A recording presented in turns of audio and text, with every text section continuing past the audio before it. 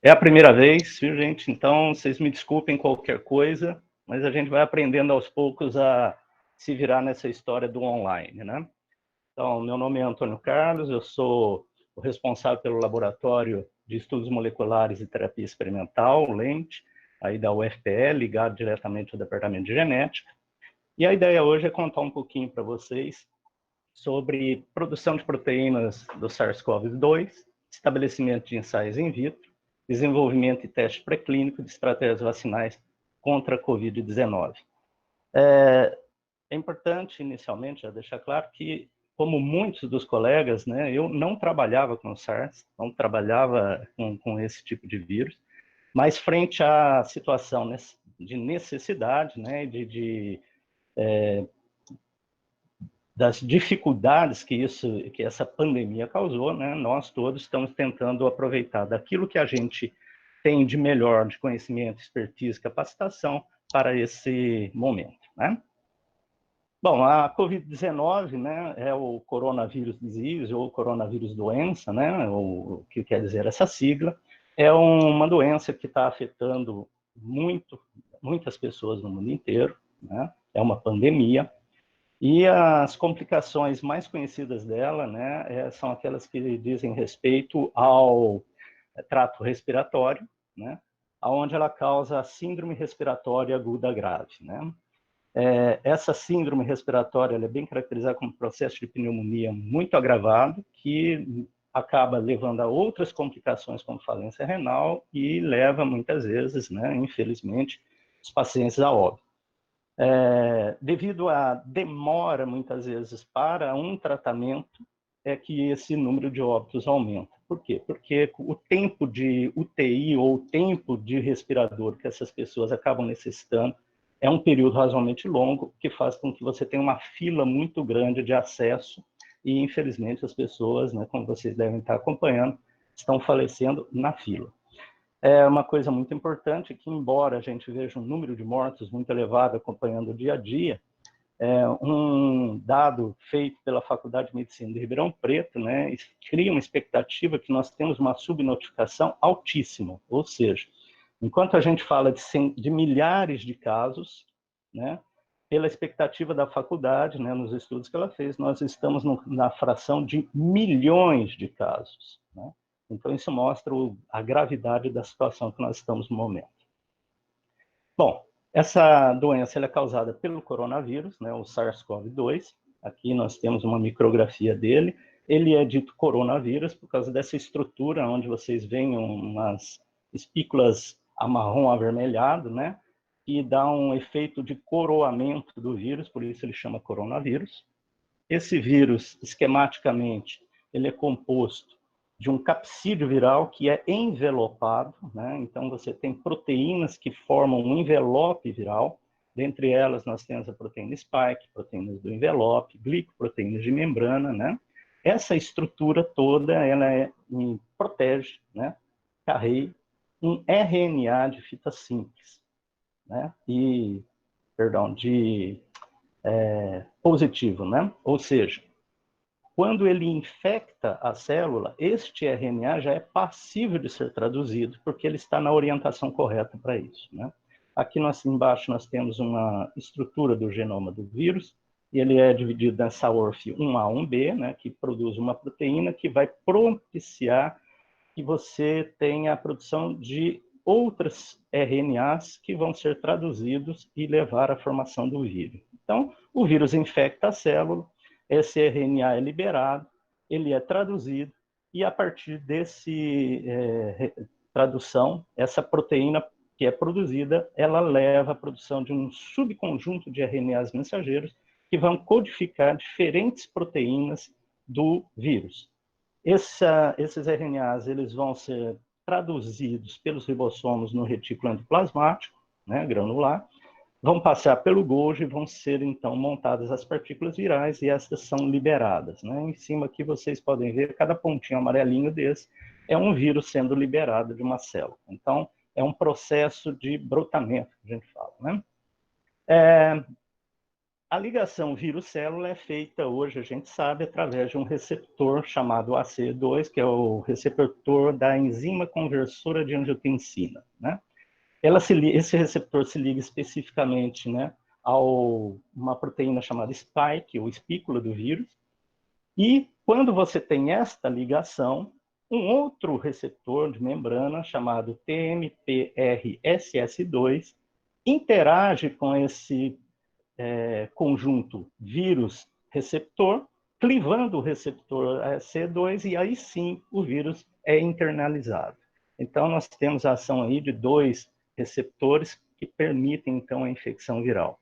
Uma coisa muito importante, que diferente dos outros SARS, essa ligação entre a C2 e a espícula é muito forte, e isso faz com que a capacidade infectiva desse vírus seja muito maior. Infelizmente, né, no trato respiratório, nós temos células em que tanto o AC2 quanto o TMP são bem expressos. Então, ele se torna um tecido-alvo específico para a infecção pelo SARS, e por isso, então, a questão da síndrome respiratória, que inicia ali por uma pneumotite, que hoje o pessoal já pensa em endotelite, e evolui para uma pneumonia, né, e com isso o agravamento do paciente. Bom, pensando nessa situação, o que se procura, obviamente, são maneiras de você impedir a infecção viral. E não tem maneira melhor do que se você tiver vacina, né? Isso é característico. Nós só vamos nos safar dessa situação atual, né, de pandemia, de risco, né, quando nós tivermos uma vacina. E vacina, né, depende muito do que a gente conhece de imunologia, né, que esse esqueminha dá uma ideia aproximada do que a gente sabia em 1996, né, sobre a resposta imune. Hoje isso evoluiu bastante, mas o que é importante é que dentro desse conhecimento da imunologia, nós conseguimos verificar e entender melhor como funciona o processo de vacinação. Então, hoje a gente sabe que quando você expõe uma célula dendrítica, né, uma célula apresentadora de antígeno, a um antígeno vacinal, essa célula se torna primada, ativa um conjunto de células CD4, que quando primadas, produzem citocinas, quimiocinas, que vão estimular outras células CD4, né, a se tornarem efetoras e propiciarem também o início da formação do que a gente chama de memória imunológica. Quando você entra com uma segunda dose, você não mais precisa ativar as células naive da CD4, porque você já tem um conjunto de células efetoras que podem ser reestimuladas, e isso amplifica a resposta imunológica, tanto do nível de potência quanto no nível de temporalidade. Ela se torna mais rápida essa ação. E o que é importante é que no final você tem uma memória imunológica, que é o que nos dá aquela sensação de proteção. Por quê? Porque a vacina produz essa memória e te protege por um tempo maior de infecção, né, quando você entrar em contato com o antígeno selvagem, no caso nosso do vírus. Então, a vacina profilática, ela age de uma forma muito simples, né? Então, aqui você tendo um indivíduo não infectado, não vacinado, o vírus interage diretamente com as células, né? E, ao se ligar à membrana das células, ele vai produzir a infecção.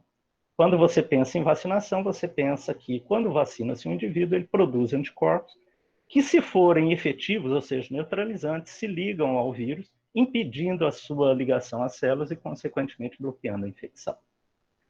No caso de estratégias vacinais para o SARS, nós temos vários grupos no mundo trabalhando em diferentes frentes.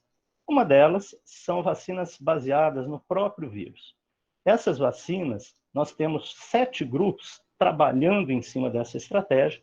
É uma estratégia que já foi funcional no passado, a exemplo da vacina da polio, né? E ela se baseia basicamente no quê? No enfraquecimento ou atenuação do vírus, ou mesmo na inativação desse vírus e a utilização, então, desses compostos para a produção da vacina.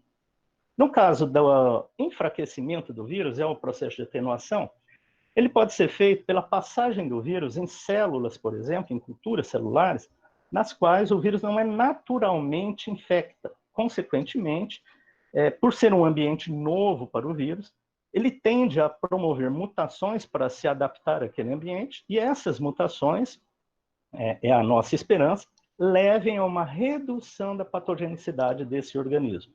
Consequentemente, ele deixando de ser patogênico, mas ao mesmo tempo ainda tendo as proteínas de reconhecimento do vírus selvagem, você consegue estimular a resposta imune, ou seja, ter uma partícula imunogênica capaz de promover a resposta imunológica.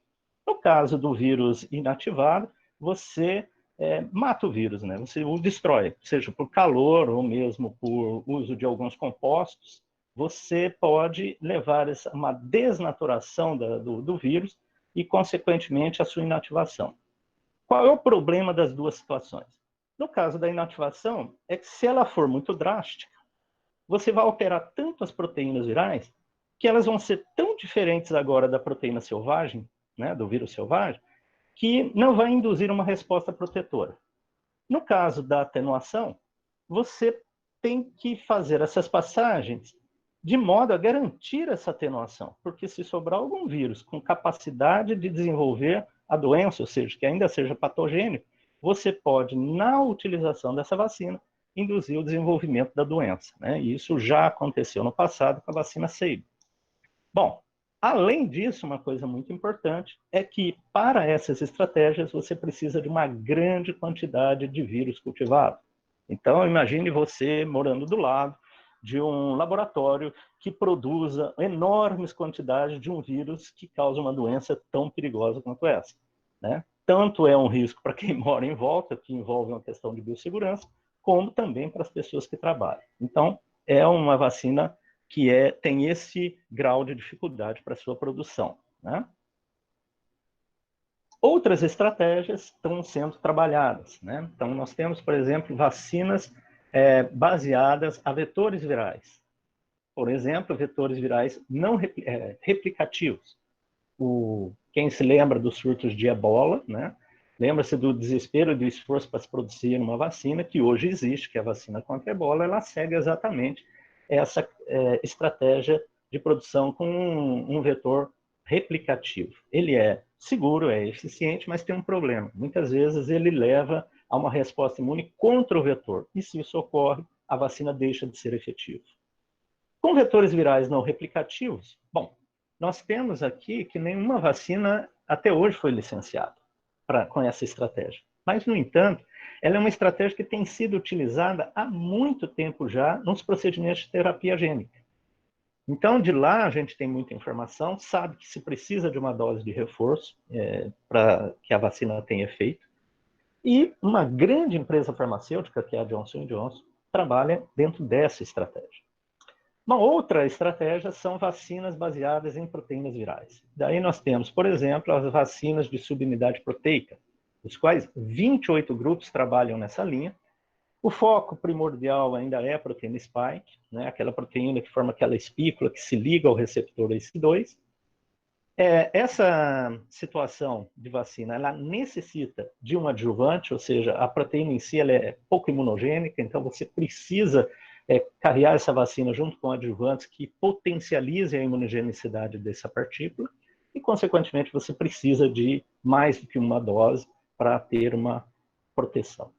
Outra estratégia são VLPs, são Virus-like Particles, ou seja, partículas semelhantes ao vírus, e que o maior exemplo que a gente tem é a vacina do HPV, né? 5 grupos no mundo estão trabalhando nessa linha, dentre eles um do Brasil, que é o do professor Calil, no INCOR, lá em São Paulo. E qual é o grande entrave? É que elas não são fáceis de serem produzidas. As VLPs são você conseguir, a partir das proteínas virais, construir um vírus que não tenha material genético. Então, isso não é uma coisa trivial, dá muito trabalho e esse é vamos dizer, o gargalo inicial que as pessoas estão tentando superar. Outra estratégia são vacinas de ácidos nucleicos. 20 grupos no mundo, né, estão trabalhando muito nessa linha, tanto com vacinas de DNA quanto vacinas de RNA. Essas vacinas são seguras, são fáceis de produzir. A maioria está utilizando a proteína spike, embora alguns outros grupos estão tentando variar, né, da proteína spike. Mas nenhuma hoje foi licenciada com essa tecnologia para uso humano. Em veterinário, nós já temos algumas vacinas baseadas em DNA para imunização. Outro processo de imunização que está sendo aventado, né, e devido à ausência de uma vacina propriamente dita, está sendo estimulado a sua avaliação para uso, é a imunização com plasma convalescente. O que é isso, basicamente? É que quando um indivíduo é infectado pelo vírus, desenvolve a doença e supera a doença, né, ele passa a ter no seu sangue anticorpos específicos capazes de interagir com o vírus e neutralizar esse vírus. Então, o que se faz é coletar o sangue desses pacientes, isolar o plasma desses pacientes, né, onde estarão os anticorpos, e aí você faz o quê? Você vai avaliar o título desses anticorpos, que tem que ser maior do que 1/1000, avaliar a capacidade neutralizante desses anticorpos, que tem que ser maior que 40. Se isso for identificado, esse plasma pode ser utilizado, né, plasma soro pode ser utilizado para profilaxia ou tratamento. Profilaxia em que caso? No caso daqueles agentes de saúde que estão mais propensos a estar em contato com a doença, né? Consequentemente, ao você induzir nesses indivíduos anticorpos, né, introduzir neles esses anticorpos, ele tem uma capacidade de que, se numa situação de contato com o vírus, já ter anticorpos capazes de responder a esse vírus, e isso minimizaria o risco de uma infecção desses agentes de saúde. Tratamento, né, pode ser feito para pacientes que já estejam com a COVID. Hoje em dia se preconiza que esse tratamento seja feito para pacientes em estado grave, né, onde você introduz esses anticorpos, tentando com isso baixar a carga viral e aumentar a possibilidade desse indivíduo responder imunologicamente a essa doença, né? Qual é vamos dizer, o calcanhar de Aquiles dessa situação toda? É que existem ainda poucos estudos para caracterizar melhor qual é a melhor condição do plasma real para isso, bem como quais são os pacientes que deveriam ser tratados, né? Muitos estudos tentam avaliar se, de repente, pacientes mais recentes, no sentido da evolução da doença, seriam mais interessantes, né? Além disso, uma coisa importante é que não há memória imunológica, ou seja, este tratamento é eficiente enquanto existirem os anticorpos na circulação.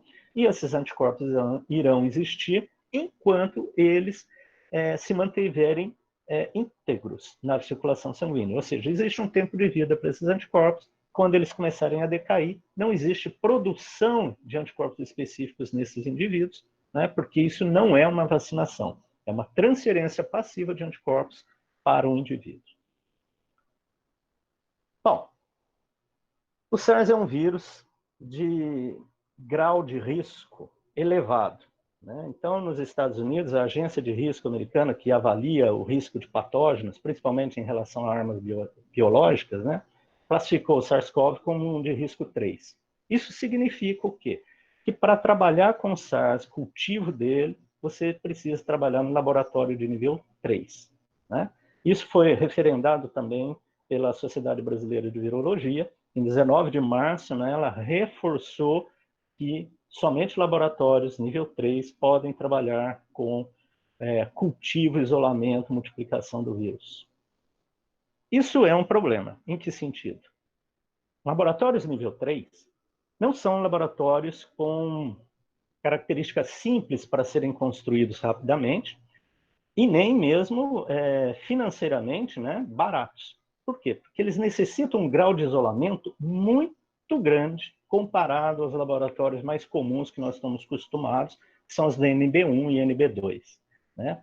No nível 3, por exemplo, você precisa que todo o material utilizado dentro do laboratório, reagentes e tudo mais, não saia do laboratório sem ser esterilizado. Então, você precisa de uma autoclave interna, você precisa de filtração de ar, você precisa de várias barreiras físicas que isolem esse laboratório da área comum onde ele se encontra. Então, eles não são laboratórios comuns de se encontrar e nem baratos de se construir. Consequentemente, né, se torna um problema para quem quer trabalhar com este tipo de vírus, né? Ou seja, a necessidade desse laboratório é um fator limitante para pesquisas relacionadas ao SARS-CoV. Bom, Como podemos contornar um pouco a situação da necessidade do NB3? Nós poderíamos, por exemplo, utilizar proteínas do SARS-CoV produzidas isoladamente em engenharia genética. Desta forma, nós poderíamos trabalhar com um sistema de segurança nível 2. Então, por exemplo, usar células de mamífero, sistemas heterólogos de expressão, como, por exemplo, leveduras, podem ser usados para a produção dessas proteínas. E essas proteínas podem ser utilizadas para diferentes estudos in vitro, só que agora passíveis de serem executados em nível 2. Cabe salientar também que estratégias vacinais que usam da engenharia genética, como, por exemplo, as vacinas de DNA, RNA, subunidades, elas podem ser desenvolvidas em laboratório NB2. Mas o que vai ser essa expressão in vitro, né? Já que ela é tão interessante para a gente poder passar do nível 3 para o nível 2, o que seria essa expressão in vitro, né? Expressão homóloga ou heteróloga? Quando a gente fala de diagnóstico ou estudos in vitro, graças às ferramentas de biologia molecular, nós podemos hoje ter sistemas de expressão que podem ser procariotos, por exemplo, bactérias ou eucariotos, que vão propiciar a produção dessas proteínas e a capacidade de ensaios in vitro. É importante salientar que o sistema de expressão para a produção dessas proteínas, ele é determinado pela própria proteína, ou seja, as características da proteína determinam qual o melhor sistema de expressão que vai ser utilizado. Nesse caso, nós estamos olhando muito os sistemas eucariotos.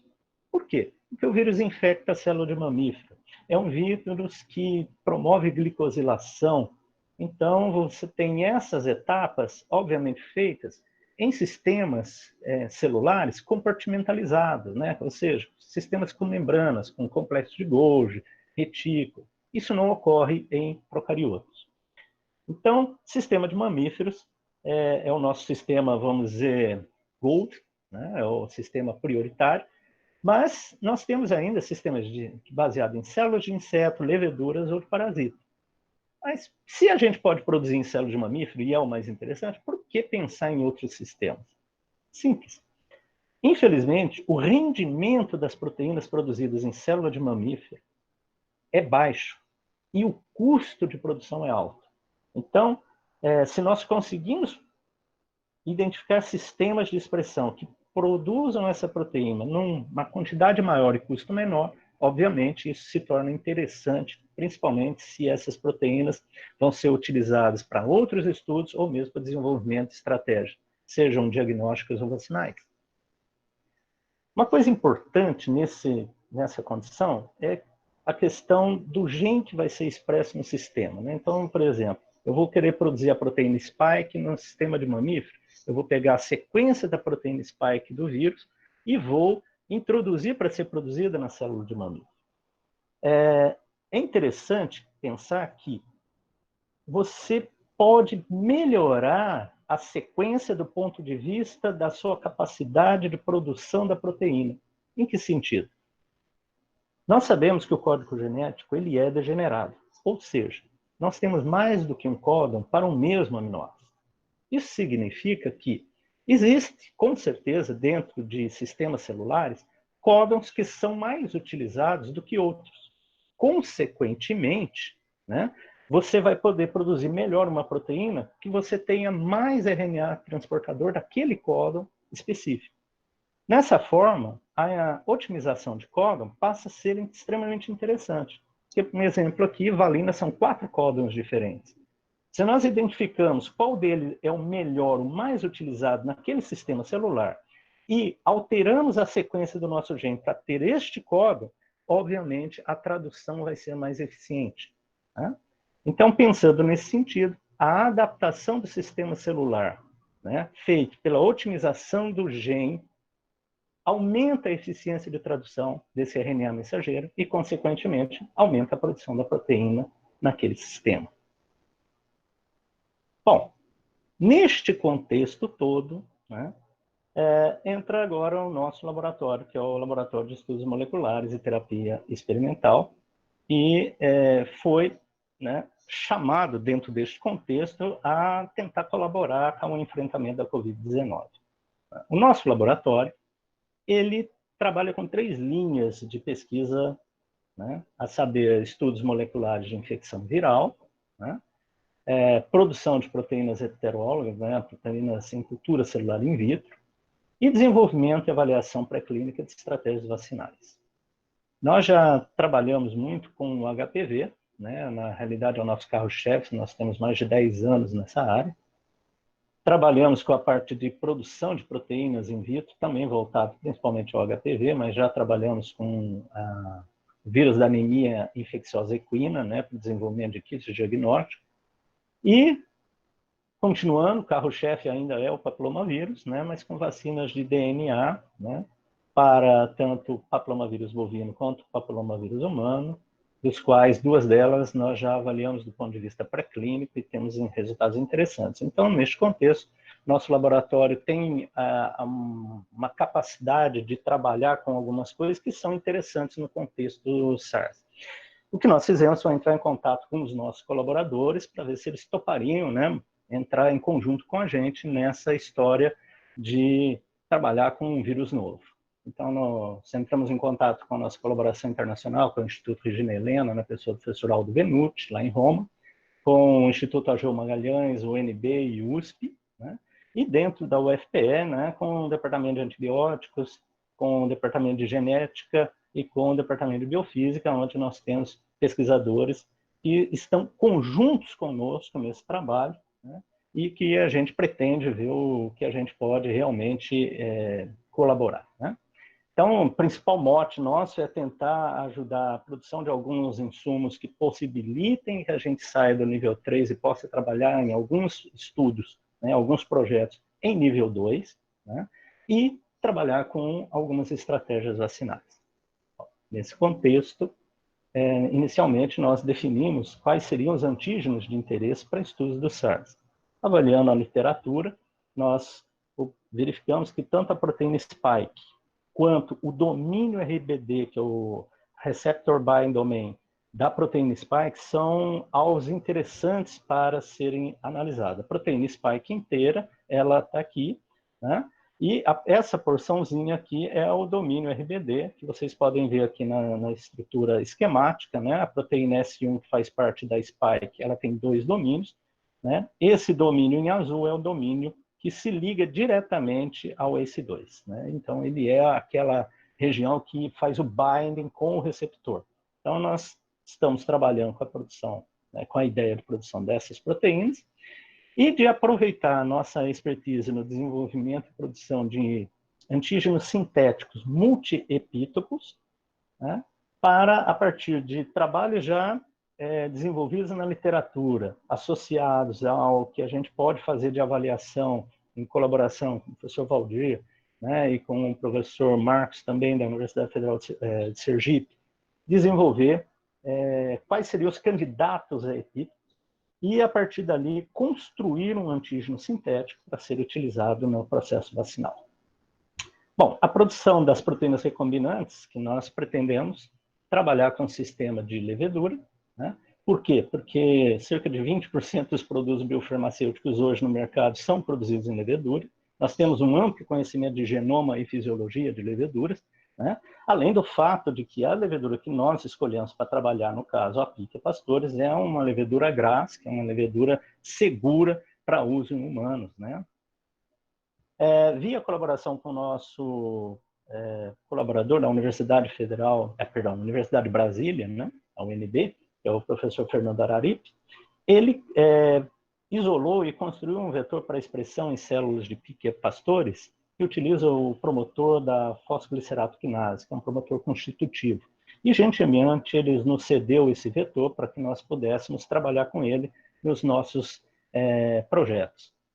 Então, o que nós pretendemos é inserir, né, nesse cassete o antígeno do SARS, que pode ser um daqueles que a gente discutiu, e inserir esse cassete no vetor de expressão em células de levedura, no caso Pichia pastores, promover o crescimento dessas leveduras, né, e, a partir daí, isolar essa proteína a partir do processamento dessas leveduras, levando à purificação, né, da proteína do SARS.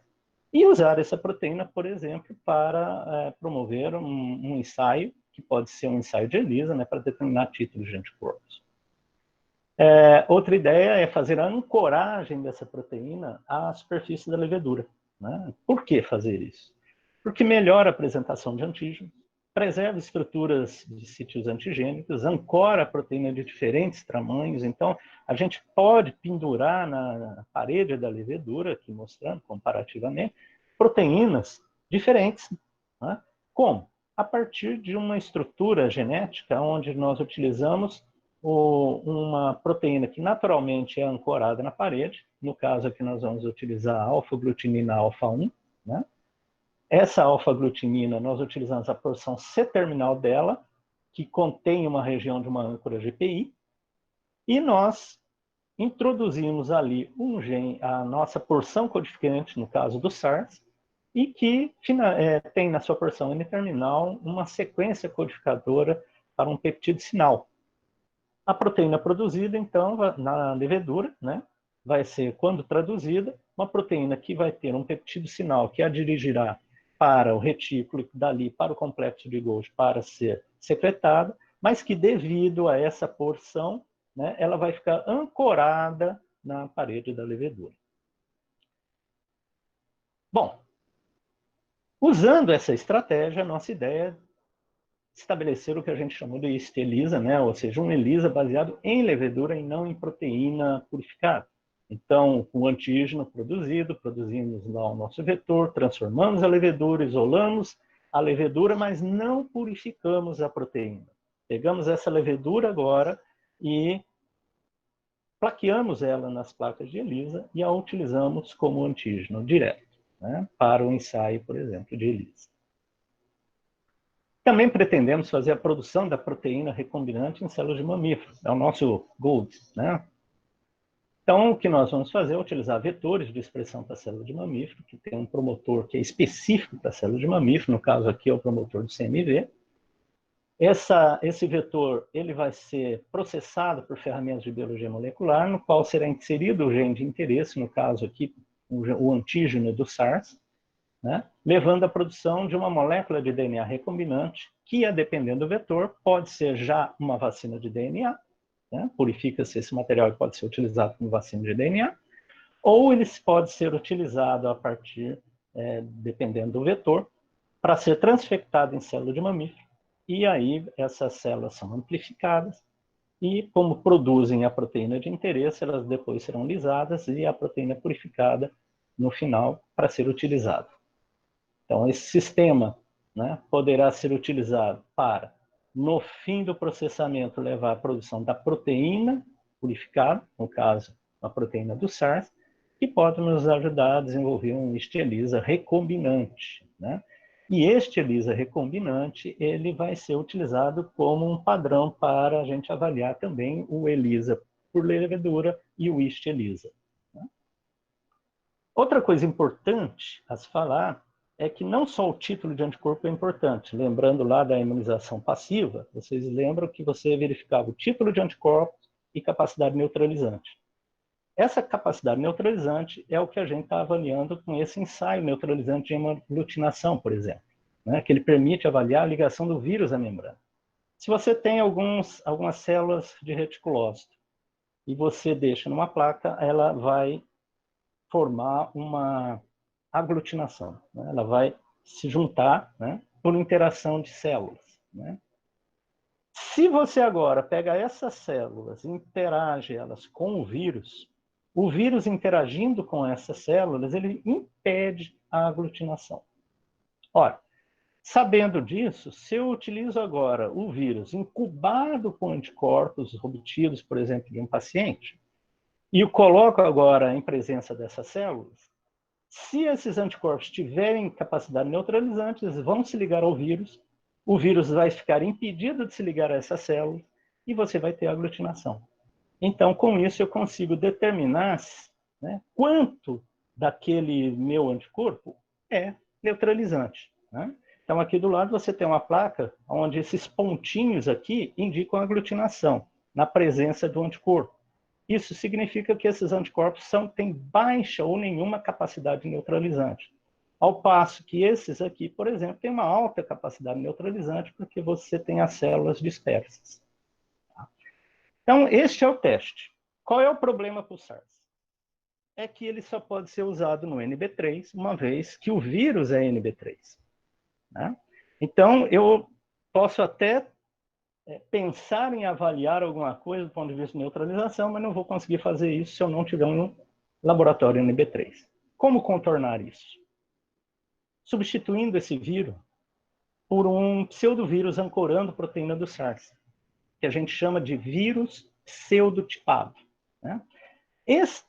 Quando você usa este vírus pseudotipado, você passa a trabalhar em NB2. Não precisa mais trabalhar em NB3, porque você não está trabalhando com o SARS.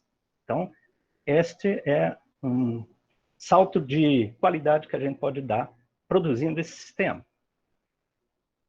Nós pretendemos, né, tentar melhorar esse sistema, estabelecendo algo que já existe, mas que a gente pretende montar aqui para o laboratório, que é um sistema utilizando, né, lentivírus pseudotipados, onde não só você produz o lentivírus expressando proteína do SARS, mas você introduz aqui nesse lentivírus um gene reporter. O que acontece? Quando esse vírus infecta a célula, ele libera esse gene reporter, que é traduzido, e se ele for, por exemplo, GFP, a célula vai ficar verde.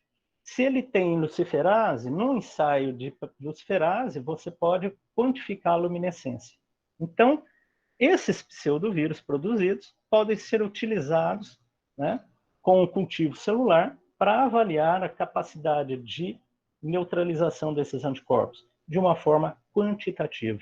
Então, você tem lá o soro do paciente, você coloca na placa, coloca com o vírus, né, o nosso lentivírus modificado, e aí você incuba com células 293, que são células permissíveis de infecção, porque elas possuem o receptor ACE, né, que interage com a spike. Daí o que acontece? Se você tiver neutralização, o vírus não infecta a célula. Não infecta, não tem produção da proteína reporter. Então, você consegue quantificar o sinal. Quanto mais sinal, né, quanto mais verde a célula fica, ou quanto mais luminescência ela tem, menor a capacidade neutralizante. E o inverso é verdadeiro. Bom, quanto às estratégias vacinais, nós pretendemos, como eu já disse, trabalhar com 3 antígenos, S1, domínio RDB e o antígeno multiepítope sintético, utilizarmos a estratégia de vacina de DNA e vacina utilizando levedura recombinante. Em especial, levedura completa, ou seja, a gente pretende produzir a levedura e usá-la como vacina, sem purificação. Isso é interessante porque nós podemos trabalhar com essas 2 estratégias, além da imunização corriqueira, que é a intramuscular, com a possibilidade de imunização oral ou intranasal, que são indolores, né, e passam a ser um interessante caminho para a imunização. Do ponto de vista da vacina de célula toda, que é aquela utilizando a levedura, nós vamos utilizar o mesmo esqueminha utilizado para fazer o yeast display, ou seja, clonamos lá o nosso antígeno, né, com peptídeo, sinal e alfa-glutinina, um cassete, né, utilizando esse cassete dentro de um vetor, transformamos as leveduras, purificamos a levedura, não proteína, isolamos somente as leveduras, inativamos essa levedura, né, e usamos ela para imunização. Posteriormente, a gente vai avaliar o quê? Título de anticorpos e a capacidade de neutralização de anticorpos. Tá? A mesma coisa nós pensamos para a vacina de DNA, utilizamos aqui um cassete diferente, né, no qual entra aqui a proteína antígeno do vírus, e clonamos isso no vetor de expressão, por exemplo, no Pivax, que é um vetor muito utilizado para vacinas de DNA. Produzimos, então, a nossa vacina de DNA, que será, então, inoculada nos camundongos, e, novamente, depois será avaliado título de anticorpo, capacidade de neutralização desses anticorpos. O que a gente espera no final? Quais são as nossas perspectivas? É desenvolver um ELISA recombinante, né, capaz de ser utilizado de uma forma com alta eficiência, ou seja, um ELISA com alta sensibilidade e especificidade, a gente espera atingir pelo menos 98%, né? E com isso nós podemos fazer avaliação né, de candidatos, né, a soro ou auxiliar algum trabalho que precisa esse tipo de avaliação, inclusive os nossos do ponto de vista de vacina. Desenvolver um IST ELISA, esse seria o nosso sonho de consumo, porque baratearia imensamente o sistema de ELISA e, consequentemente, facilitaria, né, o acesso a esse sistema. O outro é um ensaio de neutralização in vitro, isso é essencial, né, porque isso ajudaria muitas pesquisas, tanto na área vacinal, quanto daquelas pessoas que trabalham com fármacos, que pretendem, por exemplo, interferir na ligação do vírus com a célula, ou seja, bloquear a infecção do vírus na célula. A avaliação desses fármacos hoje só pode ser feita em NB3, porque você precisa do vírus. Com esse sistema, a gente poderia fazer isso num sistema em NB2. E, obviamente, candidatos vacinais, tanto em DNA como RNA. Pelo tempo, eu não entrei no detalhe, mas nós pretendemos trabalhar com vacina de RNA. Né? E candidatos também no sistema de célula toda, como foi apresentado aqui para Pica Pastores. Né? Cada um desses daqui tentando trabalhar esses 3 antígenos para ver se nós conseguimos identificar um candidato, né, em estudos pré-clínicos que sejam interessantes para evoluir no desenvolvimento de vacinas. No momento, nós temos financiamento da Propesc, que permite para a gente, né, iniciar a parte do ELISA recombinante, né, ou seja, produção de proteínas para desenvolver esse sistema do ELISA. A gente pretende otimizar ao máximo o uso desse recurso para tentar dar o pontapé inicial dos ensaios de neutralização, que nós achamos extremamente importantes e que nos ajudará e, consequentemente, ajudará também outros grupos. Né? Nós encaminhamos 3 projetos, 2 para a CAPES, né, em 2 editais diferentes, um terceiro para o CNPq. Estamos no aguardo, né, embora é uma alta competição, mas pelo menos houve uma liberação de verba, né, das agências de fomento. Estamos na torcida, como outros colegas com certeza estão. Esse é o nosso grupo, né, o laboratório, e eu só tenho a agradecer a todos, porque é um esforço muito grande para desenvolver essas pesquisas e as coisas estão caminhando e esperamos que nos continuem caminhando bem. Eu agradeço, finalizo.